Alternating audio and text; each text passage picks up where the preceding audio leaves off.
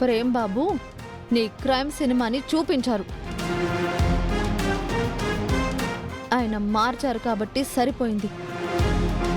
లేదంటే నేను పోయేదాన్నే కదా. నువ్వేమీ పైకి పోవాలని నేను చేయలేదు. బయటకు పోవాలనైతే చేసావు కదా. నీకేం ద్రోహం చేశానని నా మీద ఇంత పగబట్టావు?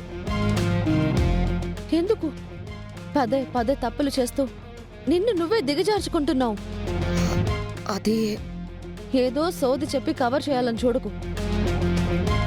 ఇక్కడ అందరికీ నువ్వు ఓ యువరానివని నువ్వు చెప్పుకుంటూ మాయ చేస్తుంది నాకు తెలుసని మర్చిపోయావా?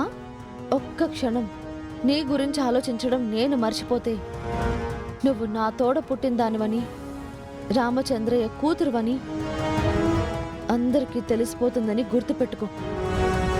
అక్కవి కదా అని నోరు మూసుకునుంటున్నాను, కానీ నువ్వలా లేవు. ప్రేమ్ బాబు పుణ్యమాని నీ ఘాతుకం బయటపడింది. అందరికీ కూడా ఇప్పుడు బయటపడేదే. ఏంటి అలా చూస్తున్నావు? ఎలా ఆగిందనా?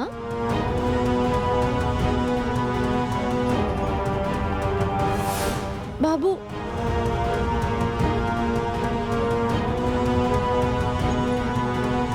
ఎక్కడికి వెళ్తున్నారు? వదిన గారి బాగోతాన్ని నానమ్మకి, అమ్మకి, అన్నయ్యకి చూపించడానికి. ఆవిడ ఎలాంటిదో చూపిస్తాను. ఇప్పుడే బయటికి గెంటే ఇస్తాను. వద్దు బాబు గారు, అలా చేస్తే మన ఇంటి పరువే పోతుంది. మీ వదిన చేసింది తప్పే, కానీ ఒక్కసారికి క్షమించేసేయండి. క్షమించేస్తే తను మారుతుందనుకుంటున్నావా? మనుషులు ఎప్పుడూ ఒకేలా ఉండరు కదా బాబు. ఈరోజు కాకపోయినా రేపైనా మారుతారు. క్షమించేశారు అంటే దీన్ని ఒక ఛాన్స్ ఇచ్చినట్టు రోజమ్మ తీసుకుని మారిపోవచ్చు.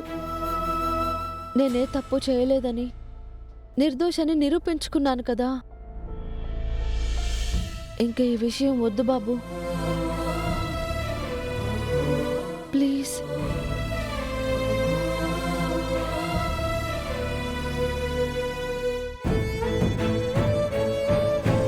ఆ ఫోన్ ఇలా ఇవ్వండి బాబు.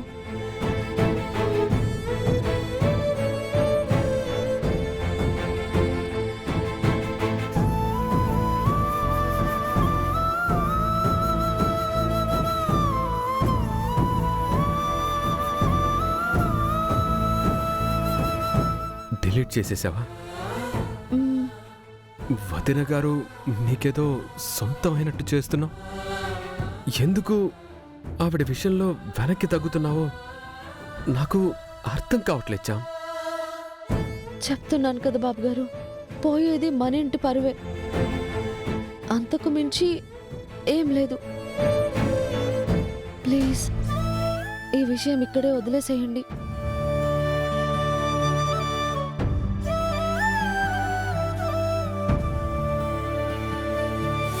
అలా బాబుగారి దగ్గర వీడియో డిలీట్ చేశాను.